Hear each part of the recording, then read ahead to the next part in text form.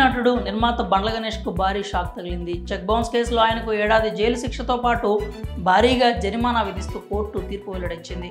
Ongole court బుధవారం నాడు ఈ తీర్పును వెలువరించింది. చెక్ బౌన్స్ కేసులో ఒంగోలు కోర్టుకు హాజరైన సీనియర్ నిర్మాత బండ్ల గణేష్ ఈ కేసును విచారించిన సెకండ్ ఏఎంఎం కోర్టు నిర్మాత బండ్ల గణేష్కు 1 సంవత్సరం జైలు శిక్ష, 95 లక్షల జరిమానా విధిస్తూ తీర్పు వెల్లడించింది. అంతేకాక ఈ కేసులో అప్పీల్ చేసుకునేందుకు గాను బండ్ల గణేష్కు కోర్టు నెల రోజుల గడువు ఇచ్చింది.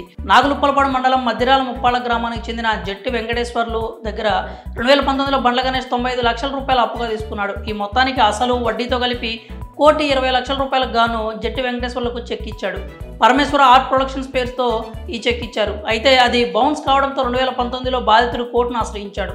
వెంకటేశ్వర్లు ఫిర్యాదును స్వీకరించిన కోర్టు విచారణ చేపట్టింది. నేడు తాజాగా బండ్ల గణేష్కు ఏడాది జైలు శిక్ష విధిస్తూ తీర్పును వెల్లడించింది. గతంలో ఈ కేసు విచారణకు హాజరు కావాలని కోర్టు గణేష్కు పలుసార్లు నోటీసులు ఇచ్చింది. అయితే ఆయన ఒక్కసారి కూడా కోర్టుకు హాజరు కాలేదు. దీంతో గతంలో కోర్టు బండ్ల గణేష్ మీద అరెస్ట్ వారెంట్ కూడా జారీ చేసింది.